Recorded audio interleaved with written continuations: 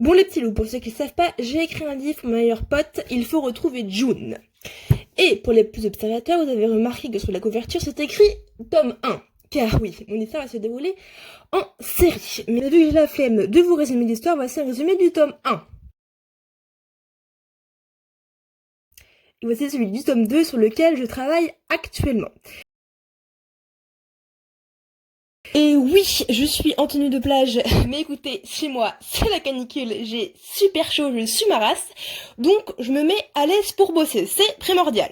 Bref, contrairement pour le premier tome où je n'avais qu'un mois pour l'écrire, oui, j'ai eu l'idée un peu tard, pour le reste du tome, je vais prendre un maximum de temps pour écrire une bonne histoire, et notamment travailler sur les personnages, chose que je n'avais pas faite pour le premier tome. Et vous l'avez lu, on va faire la rencontre de Jonas et de Kallias, et c'est sur eux que je travaille actuellement. Je suis en train de le dessiner car le design d'un personnage est extrêmement important. Il donne énormément d'infos sur le personnage et aide l'auteur à construire son histoire ensuite. Avant, si cette histoire de roman vous plaît, n'hésitez pas à me suivre parce que je vais poster régulièrement les avancées de mon travail.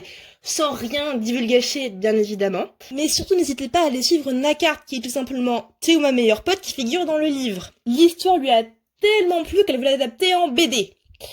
Oui, en BD. Et spoiler alerte, elle dessine trop bien. Elle a d'ailleurs déjà posté un dessin par rapport au tome 1, donc n'hésitez pas à aller le voir. Bref, revenons à Jonas et à Kallias. Malheureusement, je ne vais pas pouvoir vous dire grand chose sur eux puisque Théo me suit et qu'il est tout simplement hors de question qu'elle ne serait-ce qu'une info sur la suite. Tout ce que je peux vous dire, c'est que Jonas signifie colombe en grec ancien, qu'il a les cheveux noirs et les yeux marrons. Kallias, lui, signifie beauté en grec ancien, il est blond aux yeux bleus.